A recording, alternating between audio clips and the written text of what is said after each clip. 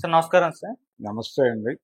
Sir NT Ramarao గారి 'Sardar Paparayudu' cinema 45 సంవత్సరాలు అయితే పూర్తి చేసుకుంది సార్. మరి ఈ సందర్భంగా ఒక్కసారి ఆ సినిమా విశేషాల గురించి కంప్లీట్ గా చెప్తారా సార్? అంటే 'సర్దార్ పాపారాయుడు' సినిమా 80లో వచ్చింది. 1980 అంటే రామారావు గారు తన సినిమా కెరియర్ ముగించటానికి కరెక్ట్గా ఏడాదిన్నర ముందు వచ్చినటువంటి సినిమా ఇది. 82లో ఆయన ఆల్మోస్ట్ వెళ్ళిపోయాడు ఇండస్ట్రీ నుంచి. ఇది 80 అక్టోబర్లో వచ్చింది. దాదాపు ఆయన కమిట్మెంట్స్ అన్ని కూడా 82 ప్రారంభానికే ముగించాడు ఆయన. అందుకని నిజానికి ఆయన పొలిటికల్ జర్నీకి ఉపయోగపడిన సినిమాగా కూడా పాపారాయుడిని చెప్తారు. అయితే ఈ 'సర్దార్ పాపారాయుడు' అనే టైటిల్ పెట్టగానే చాలా మందికి తెలంగాణలో సర్వాయి పాపడు అనేటువంటి ఒక క్యారెక్టర్ ఉంది తెలంగాణ చరిత్రలో. ఆ క్యారెక్టర్ ఇన్స్పిరేషన్తో ఏవైనా కథ రాసుకున్నారా అనేటువంటి కొన్ని అనుమానాలు ఆ రోజుల్లో చాలా మందిలో ఉన్నాయి. కానీ సినిమా రిలీజ్ అయిన తర్వాత అదేం లేదు, అది వేరే క్యారెక్టర్, వేరే గొడవ అనేది అర్థమైంది అందరికీ. కేవలం అంటే అది కల్పిత గాథ. ఒక బ్రిటిష్ సామ్రాజ్యం నడుస్తున్నటువంటి టైంలో ఇక్కడ జరిగినటువంటి స్వతంత్ర పోరాటాల ఇన్స్పిరేషన్తో రాసుకున్నటువంటి ఒక కథ. అయితే భారతదేశానికి స్వతంత్రం వచ్చిన తర్వాత స్వతంత్ర భారతం, స్వతంత్ర పోరాట కాలంలో ప్రజలు కన్న కలల్ని నిజం చేసే దిశగా ఈ పరిపాలన నడిచిందా లేదా అనేది రివ్యూ చేస్తూ 'ద్రోహి' అని ఒక సినిమా తీశారు. ఎవరు? కెఎస్ ప్రకాశ్రావు గారు, రాఘవేంద్రరావు గారి తండ్రి గారు, వారే నటించారు ఆ సినిమాలో. ఆత్రేయ గారి మొదటి సినిమా అది. అయితే ఆ రోజుల్లోనే ఆయన ఆ ప్రశ్న వేశాడు. అది ఎప్పుడు 50లో వచ్చిన సినిమా.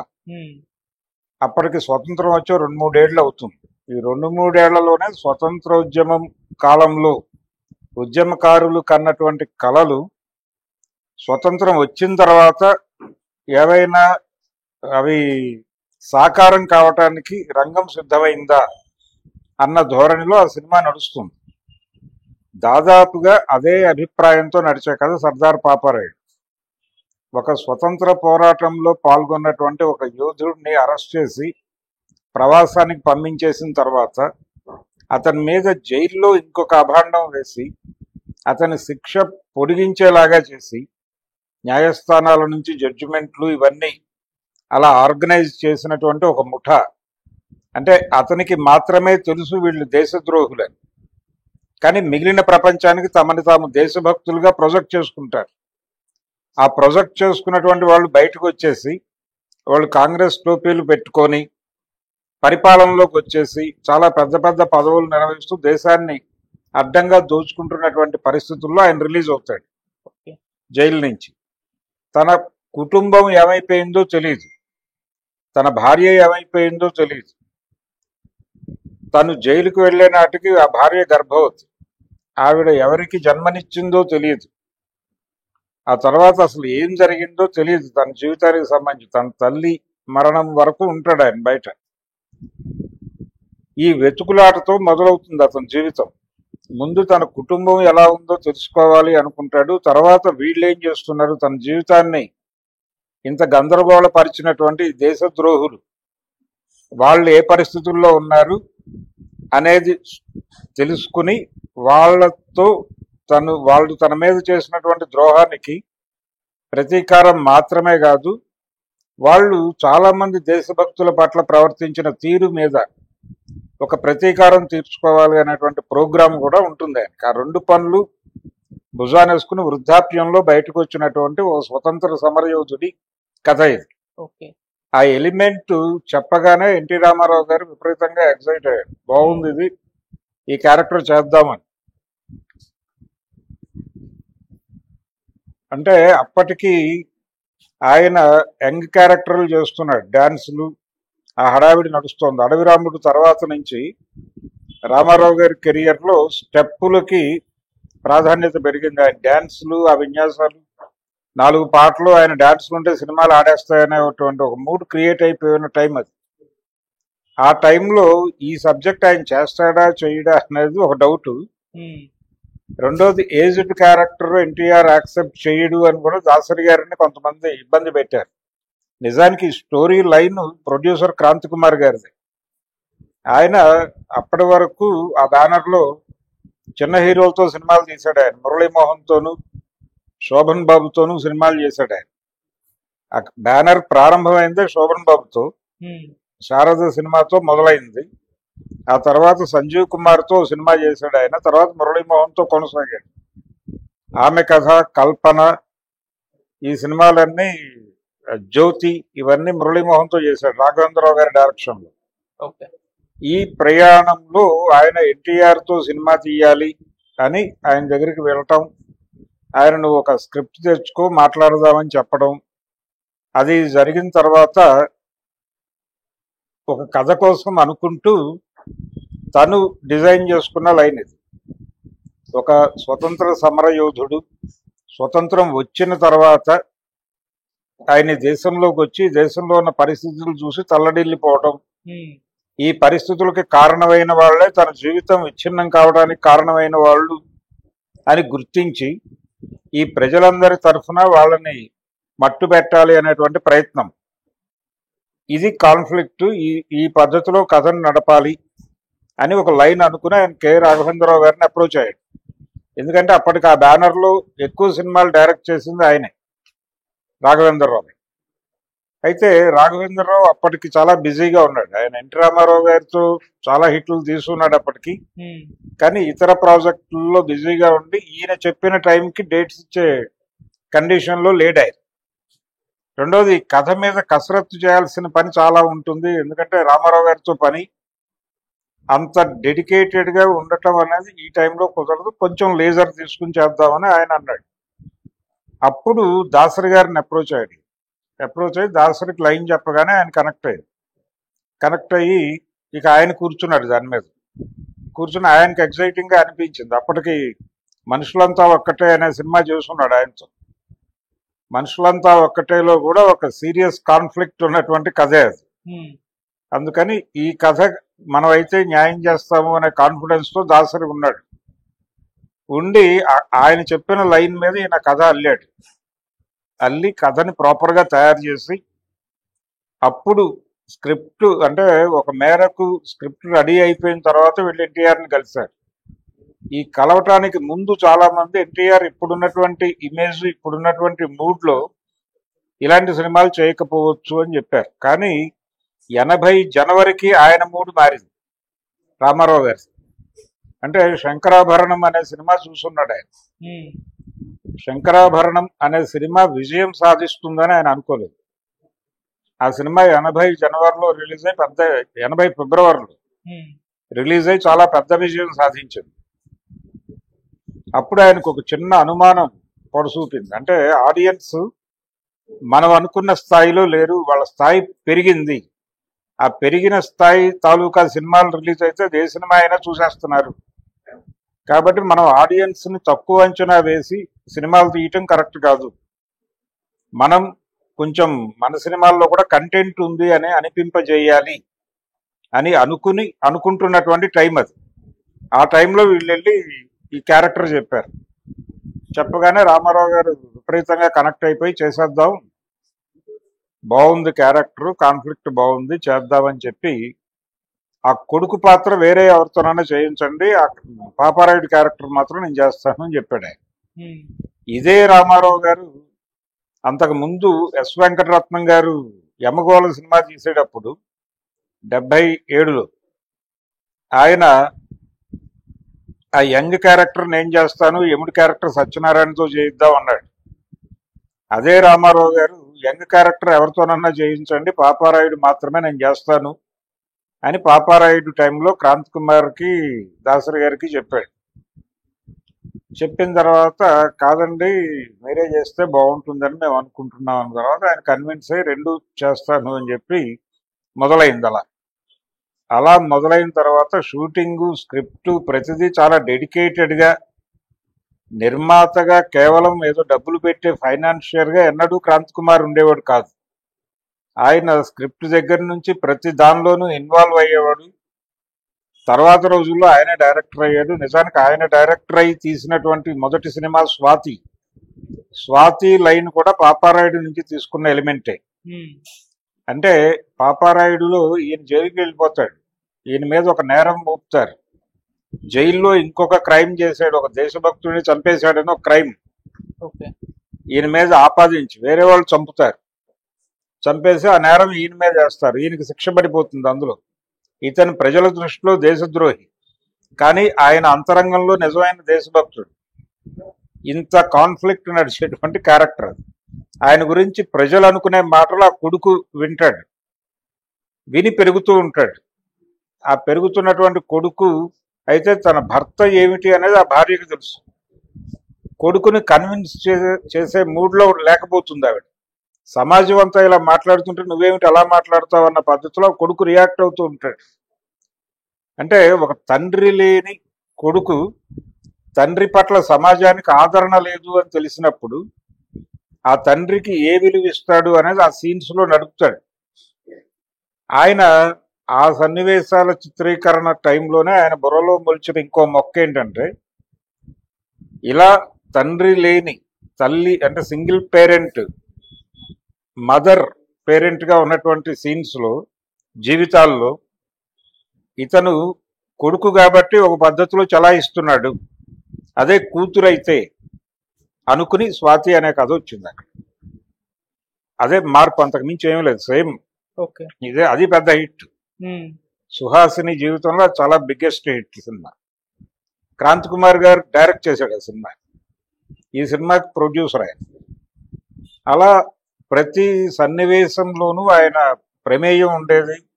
రాతలోను తీయటంలోను ప్రతి చోట ఆయన ప్రమేయం ఖచ్చితంగా ఉండేది. అలా ఇద్దరూ కలిసి, దాసరి క్రాంతి కుమార్ ఇద్దరూ కలిసి చాలా, అంటే రామారావు గారు కూడా ఆయన ఒక మూడ్లోకి వచ్చేసి ఉన్నాడు అప్పుడు. ఈ తరహా పాత్రలు మనం డెడికేటెడ్గా చెయ్యాలి అనేటువంటి ఒక మూడ్తో చాలా అద్భుతమైన పెర్ఫార్మెన్స్ చేశాడు ఆయన ఆ క్యారెక్టర్. డైలాగ్ డెలివరీలో వేరియేషన్ కావచ్చు, ఆ నడక, అలాగే ఉద్యమకారుడిగా ఆయన ప్రవర్తన, ఆయన నిలబడే తీరు, ఆయన పర్సనాలిటీ, ఇవన్నీ విపరీతంగా యాడ్ అయినాయి క్యారెక్టర్. అందులో బ్రిటిష్ దొరగా మోహన్ బాబు యాక్ట్ చేశాడు. మోహన్ బాబుకి ఎన్టీఆర్కి మధ్య జరిగే కాన్వర్జేషన్స్ అవన్నీ కూడా జనాలకు విపరీతంగా కనెక్ట్ అయినాయి. విపరీతంగా ఎమోషనలైజ్ అయ్యారు జనాలు ఆ సినిమా చూస్తూ. అలాగే దానిలో ఉన్న కంటెంట్ ఆ టైంకి కాంటెంపరీ అవుతున్నటువంటి కంటెంట్. అంటే కాంగ్రెస్ పార్టీ స్వరూపం మారిపోయింది అనేటువంటి ఒక సందేశం కూడా అంతర్లీనంగా ఉంటుంది ఆ సినిమాలో.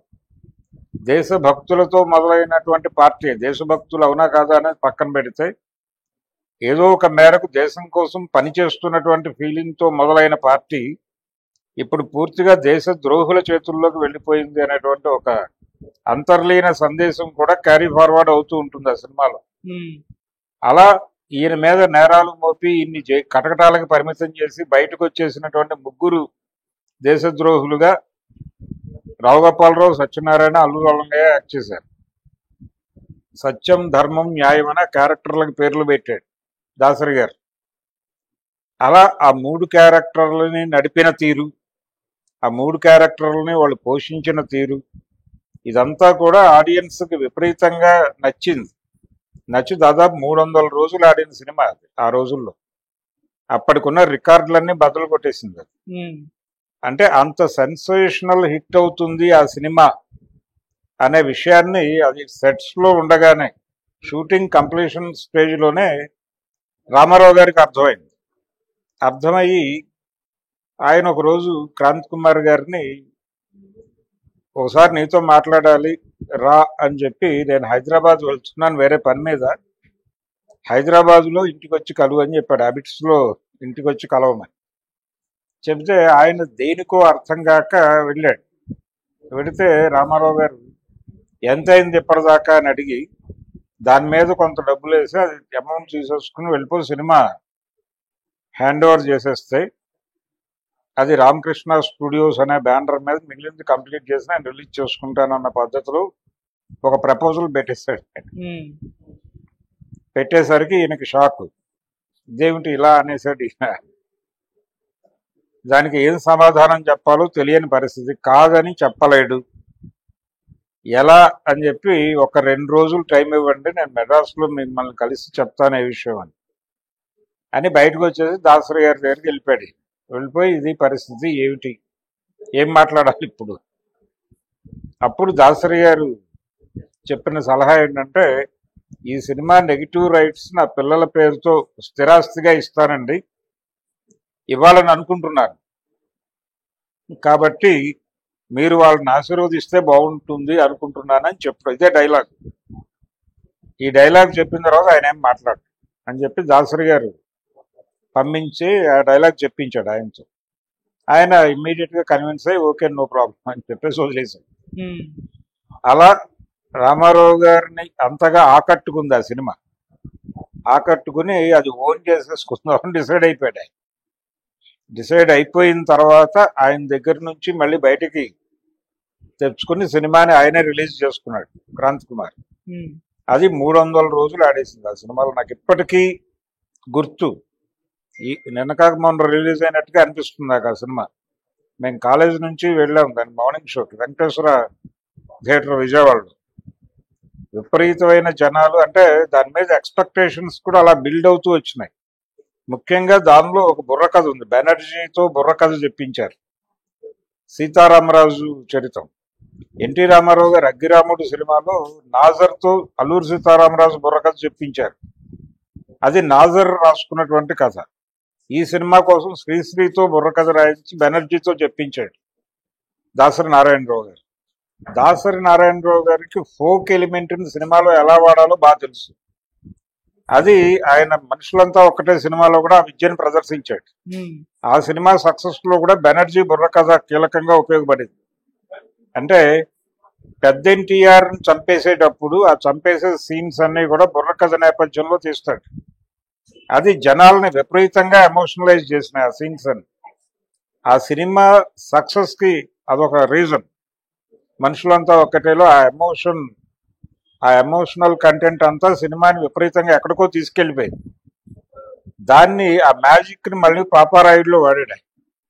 వాడి బెనర్జీతో చెప్పించినటువంటి ఆ బుర్రకథ, శ్రీశ్రీ గారు రాసినటువంటి ఆ బుర్రకథ రికార్డులుగా వచ్చి జనాలను విపరీతంగా ఎమోషనలైజ్ చేసి అందులో సీతారామరాజు గెటప్ లో రామారావు గారు కనిపిస్తాడు.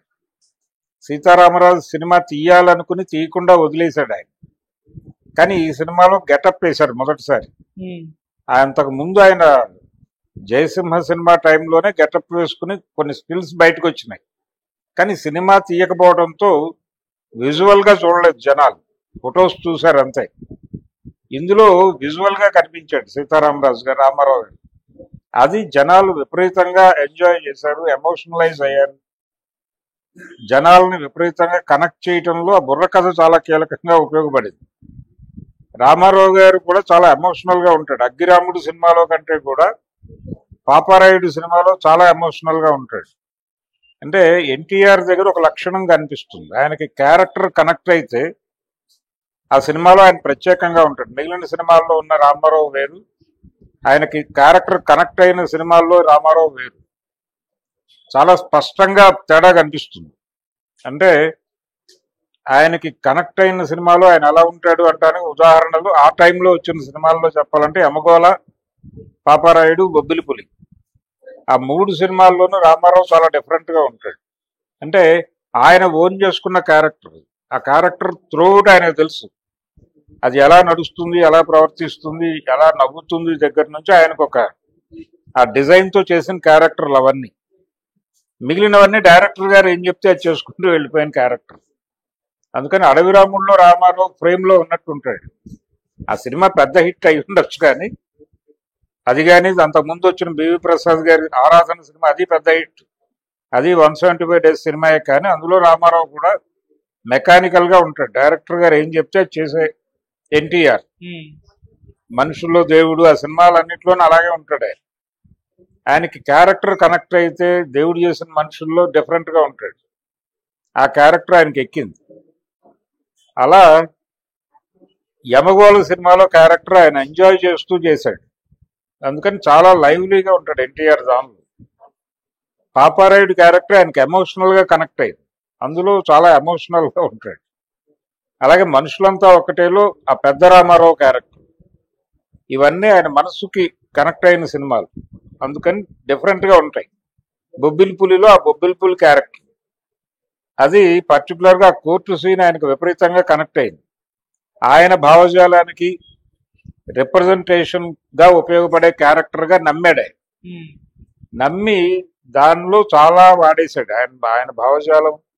అంటే ఆయన డైరెక్టర్ తో డిస్కస్ చేయడు జనరల్ గా, కానీ ఆ సీన్ కోసం డిస్కస్ చేశాడు దాసరి నారాయణరావుతో. ఇది కాదు ఇంకేదో కావాలని 2-3 సార్లు రీరైట్ చేయించి అప్పుడు చేశాడు ఆ సీన్. అలా అది అదరగొట్టేసిన సినిమా. అలా పాపారాయుడు అనే క్యారెక్టర్ ఆయనకి కనెక్ట్ అవడంతో ఈ సినిమా 300 రోజులు నడిచిపోయింది. చాలా బిగ్గెస్ట్ హిట్ ఆ సంవత్సరం అది. అలా ఆయనకి అక్కడి నుంచి ఎన్టీఆర్ తో ఒక పెద్ద క్యారెక్టర్ ఒక చిన్న క్యారెక్టర్ చేయించడం అనేది ఒక ఫార్ములాగా మారింది. ఆ ఫార్ములాలో వచ్చిన ప్రతి సినిమా హిట్ అయింది. ఆ తర్వాత వచ్చిన సినిమాలే ఇవన్నీ. ఏది కొండవీటి సింహం రాఘవేంద్రరావు గారిది, జస్టిస్ చౌదరి, ఇవన్నీ ఆ ధోరణిలో వచ్చిన సినిమాలు. ఈ సినిమాలు చేస్తూ ఆయన 82కి గుడ్ బై చెప్పేసి వెళ్ళిపోయాడు. అలా ఈ వెంకటేశ్వర థియేటర్లో ఇప్పుడు ఫ్రెష్ గా ఆ సినిమా చూస్తున్న అనుభూతి, నాకు నిన్న చూసాను ఆ సినిమా అనిపిస్తుంది నాకు దాని గురించి తలుచుకుంటే. అలా జనాలు విపరీతంగా కనెక్ట్ అయ్యి థియేటర్ దగ్గరకు వచ్చేసి టికెట్లు దొరక్క నానా గోళ నడిచింది అక్కడ. అటువంటి సినిమా అది. అంటే మార్నింగ్ షో టాకే అసలు విపరీతంగా మామూలుగా లేదు సినిమా అనే టాక్ తో మొదలైంది. క్రాంతి కుమార్ గారు విపరీతమైన హ్యాపీ, ఇంకొక సినిమా చేయాలి రామారావుతో అనుకున్నాడు కానీ కుదరలేదు, ఆయనకి కుదరలేదు. అలా చేసింది ఒక